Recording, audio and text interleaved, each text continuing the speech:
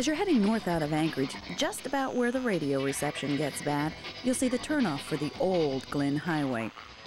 Now, I'm old enough to remember when it was the only highway through here. I can remember being absolutely awestruck the first time we came this way. For a kid who had been raised mostly in the Midwest, this was gee golly wow country.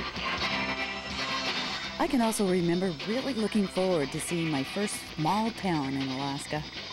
I had visions of a rustic main street with quaint little stores, and the townsfolk would live in cozy log cabins with smoke curling up from stone chimneys. And then we came to Butte. As disappointed as I was about that, I was absolutely appalled at what came next. Acres and acres and acres and acres and acres of junk, and I thought, oh my gosh, how can these people live in such a beautiful place and so totally trash it out?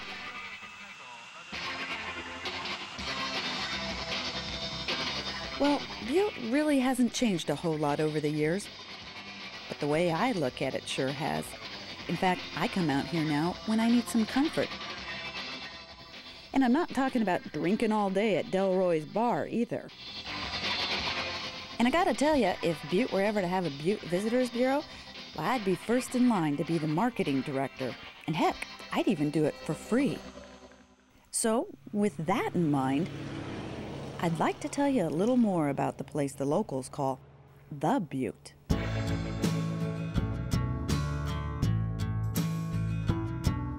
When you come to the flashing light, you're in the heart of the Butte, anchored by the Butte Stop-In Store and the Butte Country Scramble Cafe.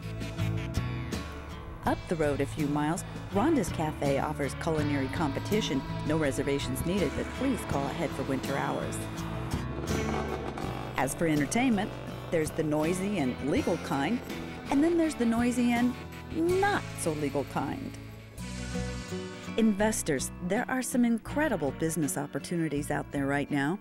And if you're looking for extra storage space, like I always am, well, you can make some really good deals on Quonset huts.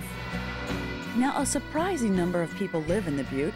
According to the last census, 2,591 people call the Butte their home. And the Butte is also home to a growing population of a different kind. 19,453 cars, trucks, and buses, give or take a few parts. Okay, so I did make the last part up.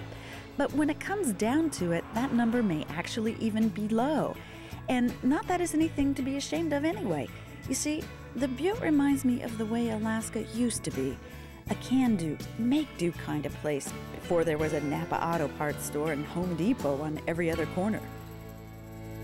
And with that in mind, the contrasts are no longer jarring, and I've even started to see the connections. For example, just as Jesus watches over the souls in this beautiful graveyard, just on the other side of these trees, the spirit of DeSoto keeps watch over relics which may or may not have found their final resting place.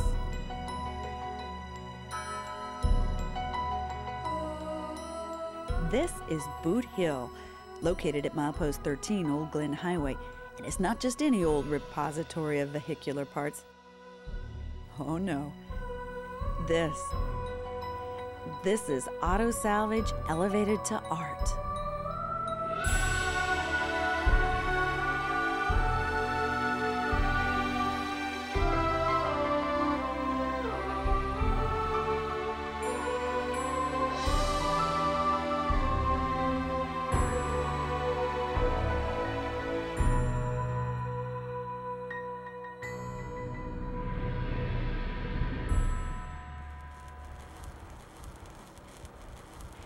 The proprietor of Butte Hill is known around here as the Frenchman, and he's an amazingly creative kind of guy. His main shop is packed with all sorts of odds and ends. That's, assorted nuts and bolts and all kinds of weird shit that you put in a box and it stays there forever until you go find something that you need. Hey, I wonder if a lug nut might not, big lug nut. Found one. And one of the many endeavors the Frenchman excels at is making trikes. He's especially proud of the one he made for Charlie, his partner.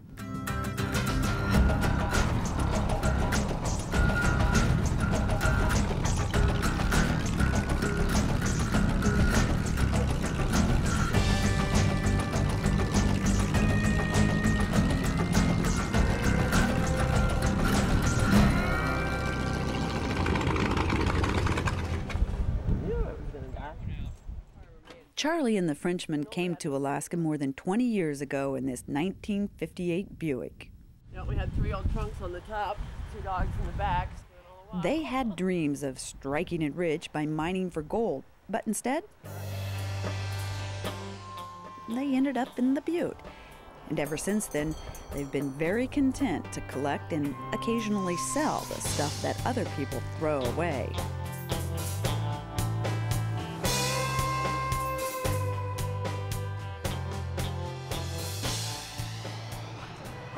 It's pieces and parts for people that want to restore old classic automobiles. It's I got old restorable cars. I got parts.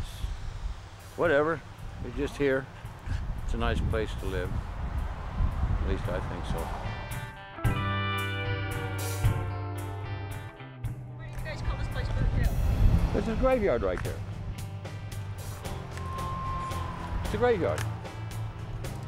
Butte Hill was Butte Hill.